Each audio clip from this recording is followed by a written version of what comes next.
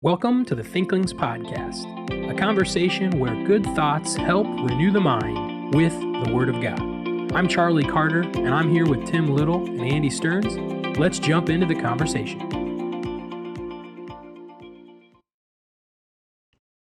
Welcome to the Thinklings podcast. Shalom. Good morning. Man, so you guys each have a thing you say. I should come up with a thing I say. Do I even say that good morning every time? No. Tim always says shalom. I say shalom. Shalom, and then good morning, Yeah. and then We should think of You have welcome to the Thinklings podcast. that's valid. That's valid. Okay, well, I'll take that for what it's worth. Here's what we're going to do in this episode. We're going to talk. Yes, I was going to see if you were going to pronounce it funny. TALQ. Thinklings answered listener questions, which you could condense in a fun way to talk. We're going to talk. Here are a few announcements, which I should pull up. I'm speaking at the Adventureland rally in a couple or 3 weeks. Are you going to speak from the roller coaster?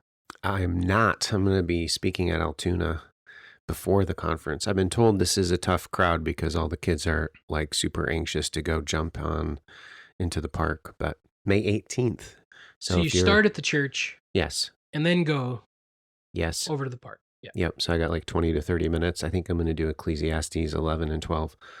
So enjoy the days of your youth, but remember your Creator and share the gospel, something along those lines. That'd be good. Yeah. Because they'll be enjoying their day. Yeah, exactly. Yeah. So God That's wants a you good to parent. have fun. That's really good. Yeah. Yeah. Do God's you guys want not to a say killjoy. anything about coffee? Snooze. Okay. That was very non-specific.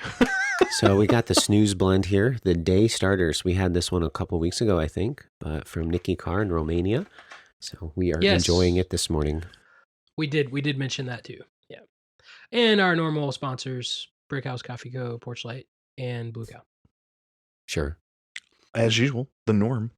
Oh, I was hoping that you would What? Moo. there it is. Oh, you wanted me to moo. Sorry about that. Anyway, maybe that could be my little greeting. Shalom. Good morning. Moo. Oh, brother. That'd be really. That could be. Well, yes. Books and business. Yeah, Oh. let's move on to books and business. Hey, great idea. I'll go first because I don't have much to say. I'm reading Pursuing Peace a little bit. I worked more through Surprised by Oxford by Carol Weber. That book I'm really enjoying that book. It's been good to read it again. But then I have been trying to write a little bit. So I did a little bit of writing this week. I'm not ready to share. It was one of those, so listeners, sometimes you write something and you get the whole thing done and you'll think, that doesn't work. That's okay. Just go back to the drawing board. So I got a whole thing written. I'm going to do some editing. Tim and Charlie are going to help me, and it'll hopefully come out one day. So, but it's very good. I don't want to say anything about it. No comments, Charlie. No, nothing. Yeah. So Don't worm your way into anything that you can might I want to just say what I normally brother. say? Sure. Spicy. Oh, yeah. No, that's part of why it's not out yet. Yeah. It was a little too spicy. I don't know. It was like 5 jalapenos in your mouth yeah. instead of just like maybe 1. But it wasn't 10 either. Do you want to go? You want me to go? Tim, you Okay. don't have like a spice limit, I don't think. I think nothing is too spicy for you, Tim. He will tweet whatever he wants. Moving I don't on. Tweet anything. All right, It's so X now. I have.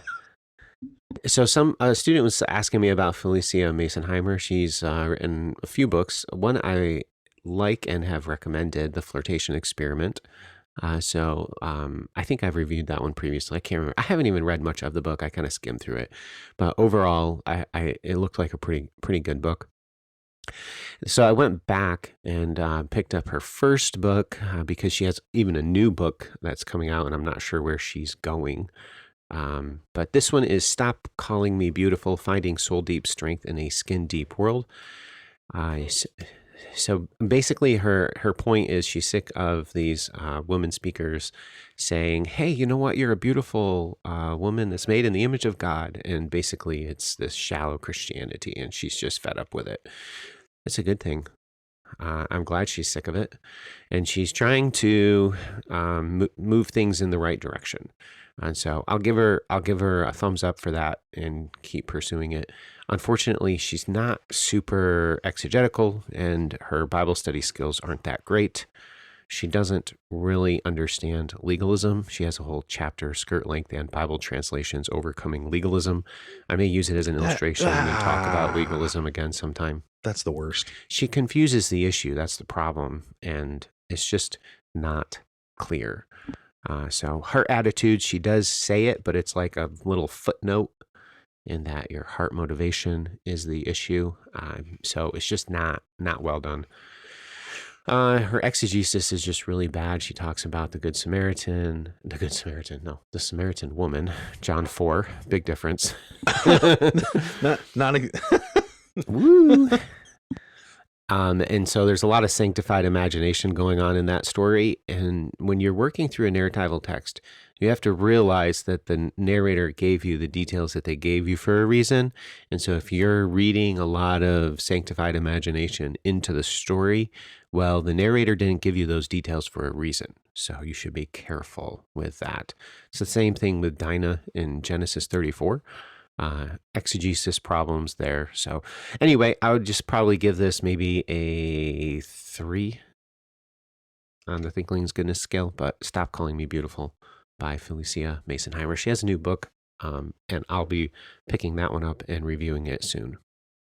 Nice. A 3 on the scale. And so it's a little good. Not a lot of Yeah, it's like I have to qualify like 100 things. Like your exegesis isn't good. Your spirit is good in that you're trying to encourage not a shallow Christianity, but then your exegesis stinks. So it's like you have good motives, but your implementation isn't.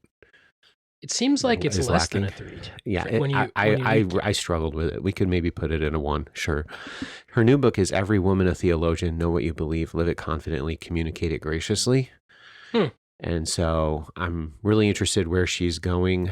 This one came out about a year ago, and it's published by the very questionable Thomas Nelson. Come on, Tom. So that's it. My books and business. Let's give it a 1. We'll give it a 1. Okay. Well, it would I mean, old school way we broke the list down is it's still up, good. Up to 3 is like it's good and it's good you read it, but you're not necessarily recommending it. Right. And like 4 to 6 is like read and recommend, and then like 7 up or 6 up is like buy it and own it. I mean, maybe it's at the top. Would you say at the top of that? But I don't know if we have that anymore, because then we went with the Lord of the Rings characters and yeah. Well, so it's like a 1. Oh, brother. The Smeagol. Okay.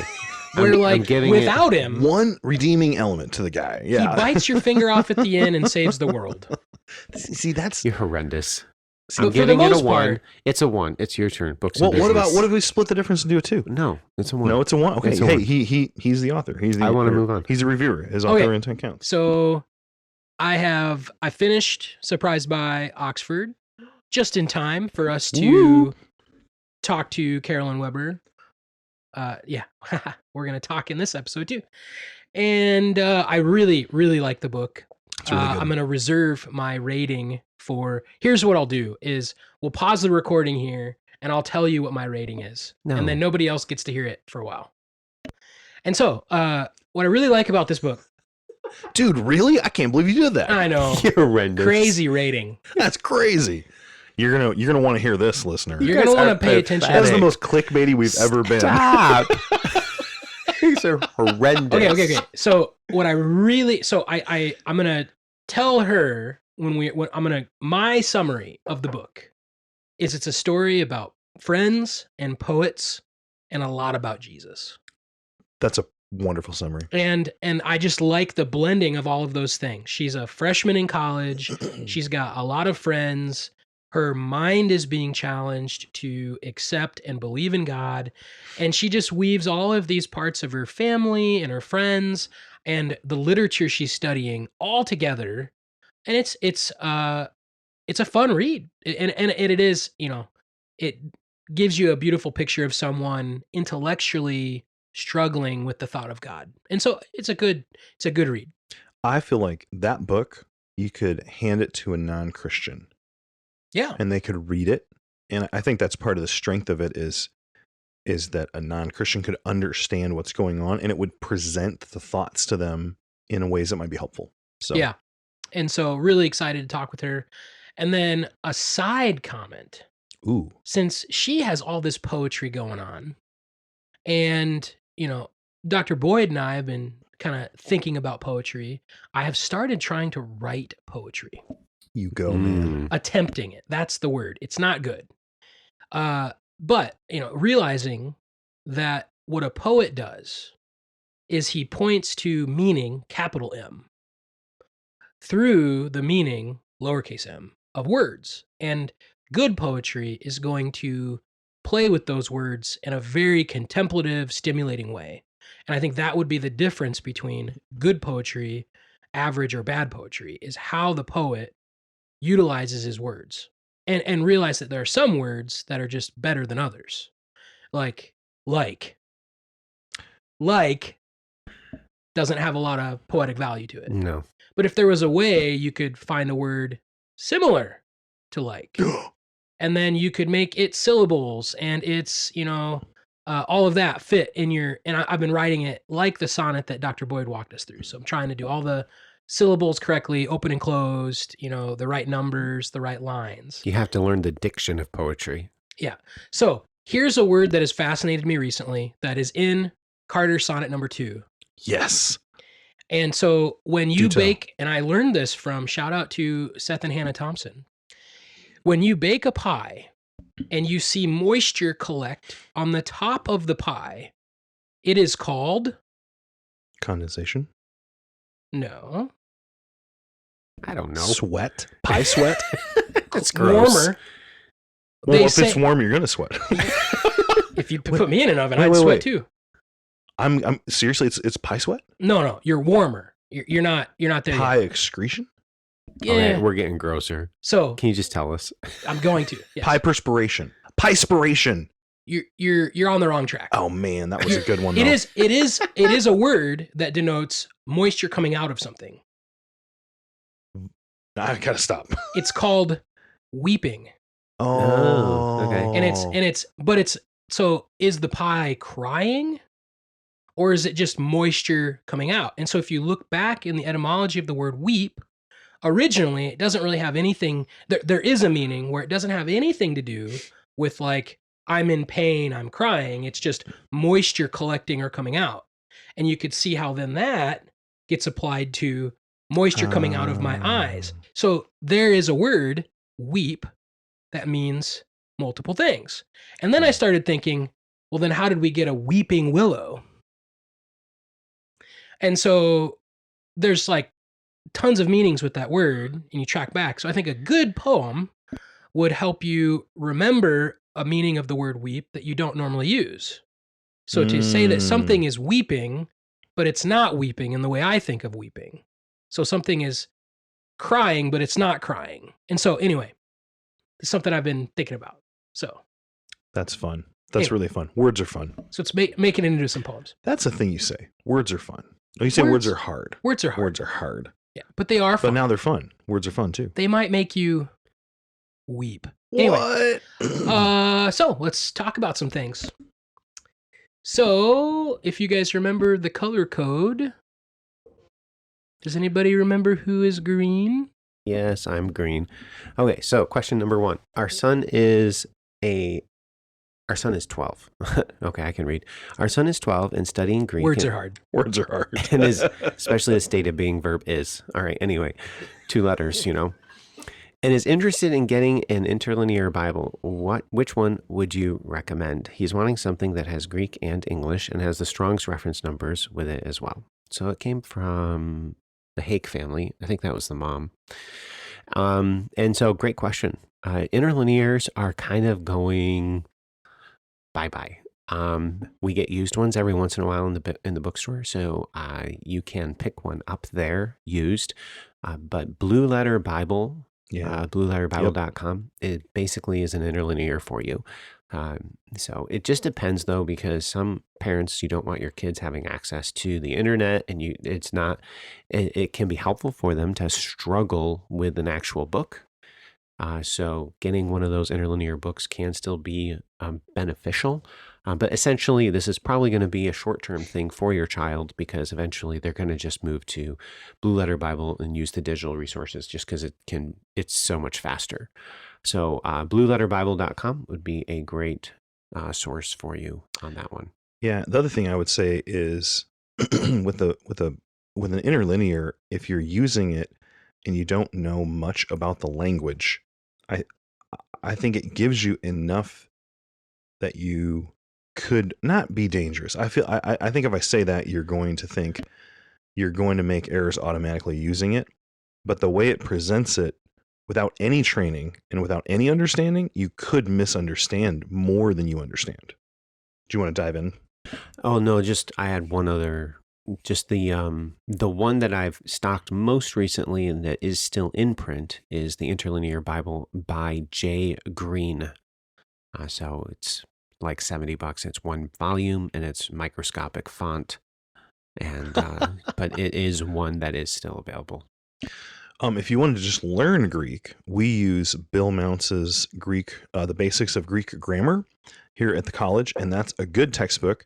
It's pretty basic, and you could go through it on your own. It would be, you'd probably have questions and you'd come up against things you don't know, but you could self-study through that, and that might be, I think, perhaps just as valuable. It wouldn't have the payoff as quickly as you would feel some sort of a payoff with the interlinear or Blue Letter. Blue Letter would be, I think, really good. Anything where you could just see the text and hover over the word and get the details, that would be really good. So I think either of those would be a good option. I think with the interlinear, just be careful about word order. Don't make too much about it. And yeah, that's what I would say. Okay, second question. Well, asterisk. That's what I just answered, I thought. Yeah, but you didn't read it. And there's another question in there too. You just read it out loud. Oh, okay. Similar. I was also curious what Faith's Greek textbook was, so I just answered that. And I believe there was a Greek book mentioned in season 2 that would help, but for a student, he just did strike through on the entire I'm paragraph. editing the document while he's reading from it. But for the student that finishes Greek and wants to keep his finger in the Greek study language stuff, what would be a recommended book for that? There's a book called How to Keep Your Greek by Constantine Campbell that has a lot of really good advice. Yeah, we did talk about that in season 2. He had a blog, and in the comments on the blog were a bunch of follow-up questions to all his advice posts. And then Zondervan said, the way you're answering these are really great. So you'll have a chapter, he'll present his material on how to keep your Greek, and then he will field real live questions from people who had them on his blog. So it's a very useful book. You read that as a student. Do you remember that? Did you think that was valuable at the time, or what did you think? I mean, it's been a long time since I read it. It's been a long time since I've read it too. So like 13, 14 years. So yeah, I know. I haven't read it. Shocker. And some of us have kept our Greek and some of us have not. I know Greek. Yeah. But Greek's did you easy. keep it? Yes. Surely. Words are fun. At the time, I don't think I really had the perspective to know like what I was looking at. But the other thing you could do to keep your finger on the language study is just to use what you know. So if you could even just get a Greek reader. A Greek reader is a Greek text that has some definitions of words at the bottom that are going to be harder for you to remember or memorize, and just start walking through that with a couple of really solid English translations beside you. I think that would probably be an easy place to start. That would be very, very helpful. There is also the Septuagint. It's the Greek translation of the Old Testament. And so even as an Old Testament guy, you can use your Greek and translate the Septuagint. So, that's fantastic. If you're like, man, I've been in this New Testament a lot, I want to practice a little Old Testament, jump into the Septuagint. Listener, I visited Hebrew once, like years after I'd been through Hebrew with a guest, and Tim was talking about something in 1 Kings. He's like, what is this word? What's it? Well, the Septuagint. Totally punked him. It was great. Horrendous. It was fun. It was great. I would say too, there's sometimes where I love fiction. Andy strongly likes fiction. Mm-hmm. Tim hates fiction. Yeah. But so the point I don't hate it, but it's anyway. So sometimes we wonder, like, is this worth my time? And if you were to take steps in learning Greek, that is really worth It's your really, time. really worth your time. And Yep. it might, I like the way you said it earlier, it might not right away seem like Yeah. it's paying Mhm. off, but if you dedicated yourself to, 5, 10, 15 years of learning your Bible, there's nothing but good from that. Yeah. And so, Real life example, I have a content I was about to deploy in for this recording session, and I was curious about one spot, and the three of us were in the Greek for about 20 minutes, and we decided to set the thing aside until we did further study because it was a meaning issue that was dependent on some words in Greek. You'll get to that, but that's going to be years down the road. But along the way, it's super, super practical. It really is. Yeah. So, and then you see words in English and you're like, I know where that word came from because you know the Greek underlying words. And then you can say, there you go. there you go. There you go. Okay. So that was like question 1.5 because they 1.5. both related Yep. to Greek. So now on to question 2. In C.S. Lewis' The Last Battle, what do you think the deeper meaning is of Susan's inability to return to Narnia? Peter says she's no longer a friend of Narnia. Would that be her renouncing her memories, symbolizing religion or God himself? Wondering the possible literary or theological meaning Lewis was including in his writings. It's from Laura Becker. And so, does anyone want to jump in, or do you want me to jump in? So I'll just, you can, I don't care, whatever. I'll start with the Go for it. asterisks. Go it. So Go. 1, we don't really know. So, and it's been a while since I've read The Last Battle. So, if you're really going to like analyze what you think Lewis is saying, you'd probably want to like directly look at the wording that he employs and try to decide. But again, these are children's stories. So I don't know if he's, really strongly trying to teach a theological point. I think he's trying to hint towards things. And I think Andy's going to talk about this, but it's very clear that her character has some affections that have developed different than her siblings, where she is now sort of in love with the things of her own world rather than Narnia. I don't know if you want to. So Lewis had a question posed to him and he wrote a letter back. So I'm on First Things and there's a comment on this. Beautiful. And so the writer says, according to Lewis, it's hardly hellfire for Susan. He wrote to a young reader in 1957. This is probably there's a 2-volume or 3-volume work, The Letters of C.S. Lewis, and it's all his correspondence. And it says, this is a quote from Lewis. Lewis says, the books don't tell us what happened to Susan.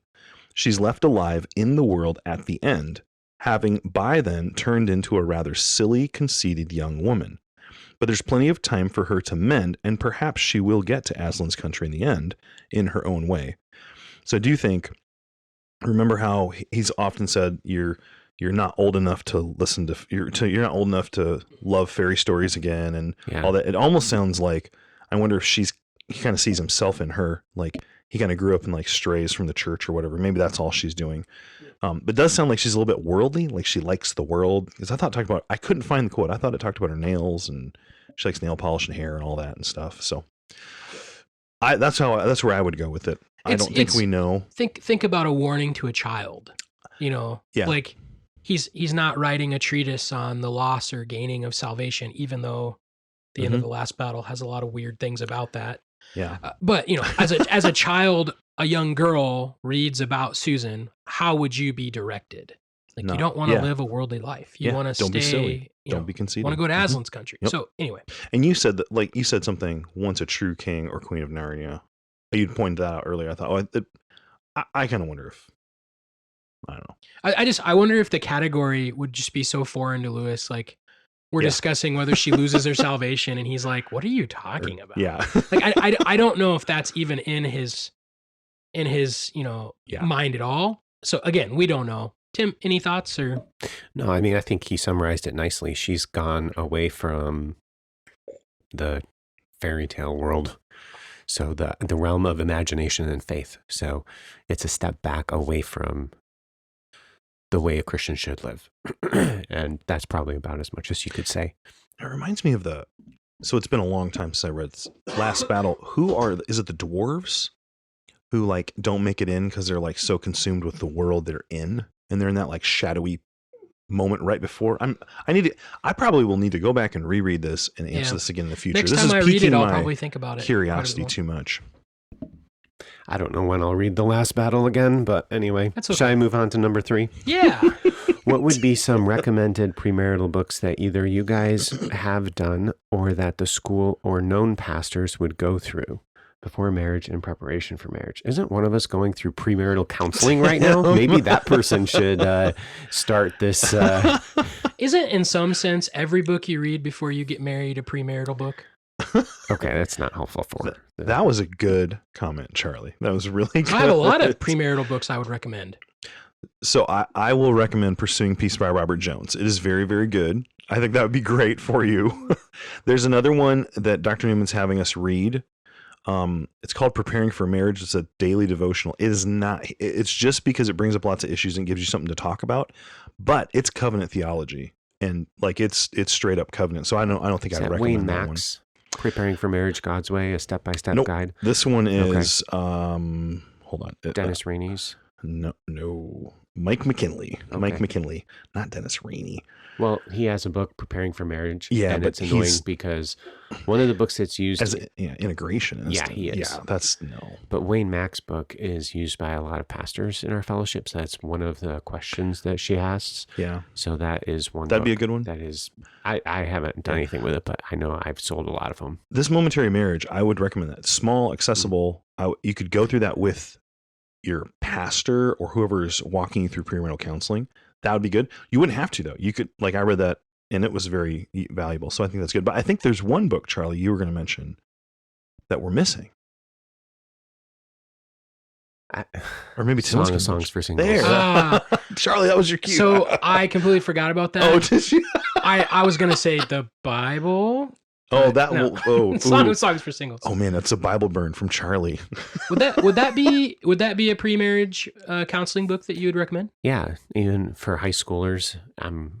Yes, I think premarital counseling, Song of Songs for Singles would be a great read for people preparing for marriage. People preparing for marriage typically read something a little bit more Mechanical. That's a good word for it. Is it though? Yeah. It's not Song of Songs for Singles. It's not that. But So Intended for Pleasure is a book that a lot of premarital counseling young people read, usually, like the week before or a couple weeks before they get married. So yeah, that would be another book. what's good about Yearbook is that you're laying out a theology of marriage beforehand. And so the way you're counseling people to live is preparing them for one day to be married. So they're going to have a proper view of what the man does, like what the man's role is, what the woman's role is, how this works. So I do think yours, even though it's not expressly premarital, I do think that you're laying a really good foundation that all these other books would build on. Right. Yeah. I do think it'd be a recommend, even though it's not, how are you going to spend your finances and like all those kinds of questions and things. So another book that a lot of our pastors use, which I've heard really good things about as well, is Tying the Knot by Rob Greene. So I've heard really good things about this book, and I've sold a lot of copies in the bookstore by men whom I respect. Understand that we are just 3 guys, and there's a lot of other people that have read books and can provide counsel. So I would even encourage you to talk to, say, your pastor, and they could recommend some books. There's a book on communication. I blanked out on it. Anyway, I'll visit it in the future, but it's one that one of our pastors have recommended, and it's basically husband and wife in communication, which is obviously a big issue in marriages. So yeah. Awesome. Question 4. So this is kind of 2 questions. So we have a 4 and a 4.5. So number 4, I'm wondering, this is from Anna Newcomer. I don't know how to pronounce that. I'm wondering if you've heard of the book Planet Narnia, which poses an intriguing theory of what theme connects the books in the Chronicles of Narnia together. Man, I didn't realize until now. We've got multiple questions about Chronicles of Narnia. We got some I good haven't listeners. read it. Let's come again. We got some really good listeners. That's what I'm saying. Yeah. I haven't read it, but curious what you think Lewis would say about it. So I do own Planet Narnia. I have not read Planet Narnia. There are a lot of works that have been written, that are being written in the discussion of Lewis's medieval loves and affections in theology. And I think from my outside perspective, having not read it, I feel like Planet Narnia fits into that discussion. There's also Deeper Heaven by Christina Hale, which would be kind of a guide through the Ransom trilogy that I've heard really good things about. And then, so there's a lot of books in that vein, and I really do think there are snippets of medieval theology in all of their writing that you kind of just pass by and you maybe don't understand what's going on at the time, but then you look back at them and you're like, oh, that's what that is. And so, yeah, I do think a book like this can be helpful, but it's probably not, as good as just reading the thing. But yeah, sometimes there's books that you need to read about the book before you get the book. I don't know if Narnia is one of those, but this would be helpful. Yeah, it can be. I think I remember this. I just looked something up to confirm this, but part of what I think he was really well known for is when he got this out, he's the one who noticed the medieval cosmology behind it. Yeah. So each of the books is like a planet. But then I don't know, then it's, the themes are very, that's much deeper. So that's all. And then 4.5 from the same listener. Here's another question. I've heard of the Anselm Society Imagination Redeemed Conference. That is a mouthful. The ASIRC. Wow. I've heard of Hutchmoot, which would be like Rabbit Room, Andrew Peterson's deal. And I've heard of Intmoot, which is, 2 towers. That takes a long time, though. That's the longest of the conferences. Yeah, it takes forever. It takes a while just to say hello. Don't be hasty. I know. Yeah. But here's the question. Are there any plans for a Thinklings moot? Yes. Would we call that think moot? I don't know what we would call Okay. it. We'll have to think that up. But there are plans. There are plans. There are indeed plans. In the mind of Charlie, there are plans. One does not simply host a Thinklings moot. So, just take our time. Don't be hasty. Don't be hasty. But yeah, we I would say that's a great question. It's not a moot question. Oh, It is a boy. great question. Oh my god. This conversation should die. Come on. All right. Moving on. Did you even catch it? No. Moot, die, moot, die. A moot point. It's a okay. moot point. Because that's what No, the Hebrew word for to die is no, moot. that's way over my head. I didn't catch it. So he did a Hebrew pun, which of course you I'm weren't not going to gonna get. catch. No way. he didn't keep his Hebrew. Anyway, No, I didn't. who's My Hebrew went moot. Yikes.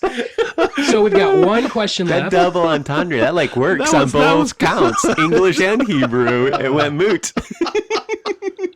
So that's what for Tim to like a pun, it's got to have a really deep Hebrew double entendre connection. That's what we got to. So we got to start thinking up Hebrew puns, Charlie. That's how we get That's Tim the in. key. He's like right He just there. gave one though, and I totally missed it. But anyway, well done, Charlie. All right, last question of this talk episode. How do you best care for someone who has gone through a great difficulty? For instance, not everyone is close enough friend to help someone with laundry. Smiling, laughing emoji. So what can or should close friends do? What can other friends do? What should church members do? Etc. Listener, Bree, I assume Bree Harrier. So good question. I'll go ahead and field this one for the moment. So a lot of people, like in 2023, a lot of people offered to do many things for us, and we were really appreciative. If it's something outside the house, usually it could be a lot of different people. So the youth group took care of my mowing my lawn, and the college students took care of shoveling my driveway. That was super helpful, not a big deal. If it's inside the house, it kind of depends on the personality. Some people don't care who comes into their house. They don't care what things look like. Other people are a little more private. So the laundry issue, totally understand that.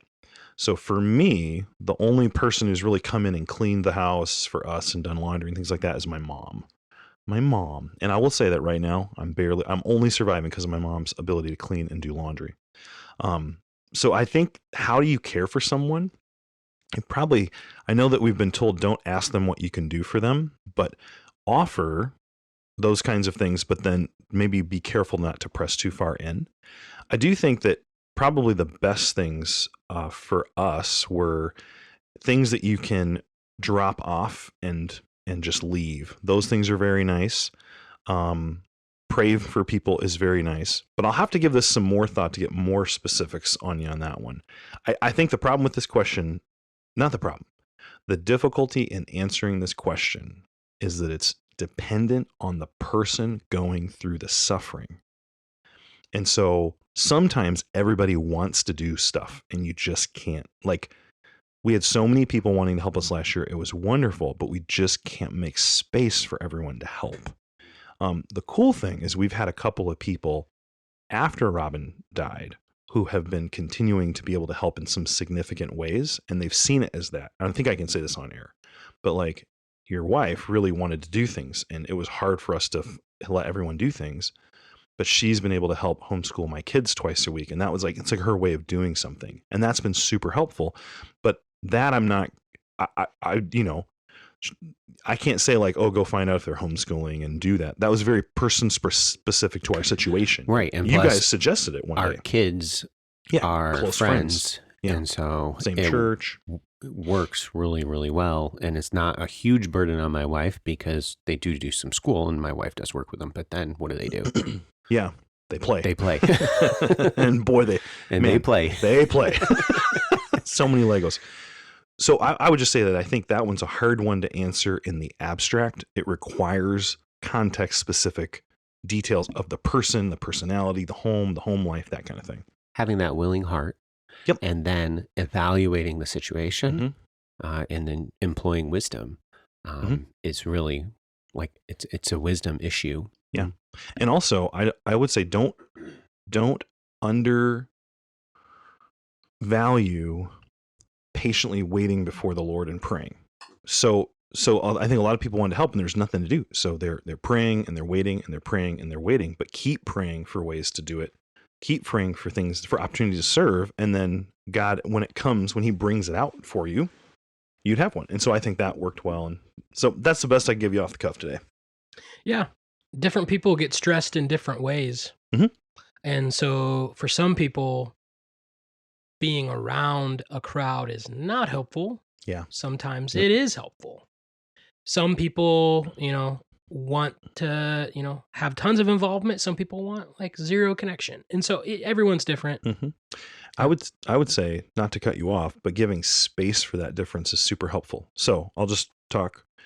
There are some people who, if they were in hospice, they would want all their friends around them all the time.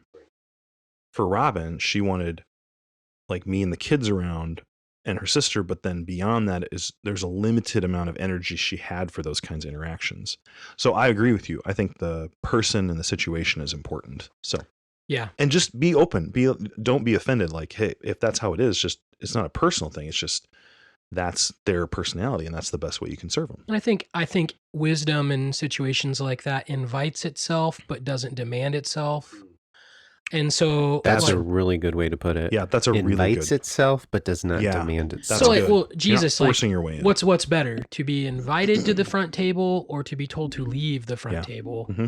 And I think a genuine serving heart will offer help and then not be hurt if it's not taken. They'll give the invitation of, hey, I can do this if you want, and then just let it be, not put pressure on people for an instant urgent decision or anything like that.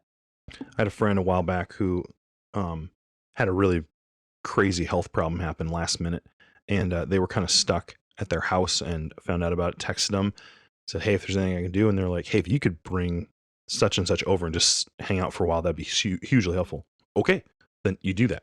But not everyone is going to respond that way.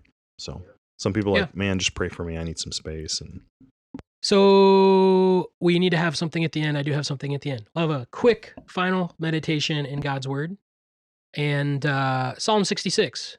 Shout for joy to God, all the earth. Sing the glory of his name. Give to him glorious praise. Say to God, how awesome are your deeds. So great is your power that your enemies come cringing to you. That's a good word by the ESV. All the earth worships you and sings praises to you. They sing praises to your name, Selah. And I love when the Bible tells me what to say. Say to God, how awesome are your deeds. And we're thankful for you guys sending questions in, and we love to interact with you. As you interact with us, as you interact with things going on in your life, just don't forget to bring God into the conversation. Say to him, your deeds are awesome. So thanks for listening, and we'll see you on the next Talk episode. Thank you for listening to this episode of the Thinklings podcast. We would love to hear from you. If you have any feedback, suggestions, or potential topics that you'd like us to discuss, you can contact us through our email, thinklingspodcast@gmail.com. Remember, don't let this conversation end with this podcast. Read good books, talk about them with your friends, and always continue to cultivate your mind. See you next time on the Thinklings podcast.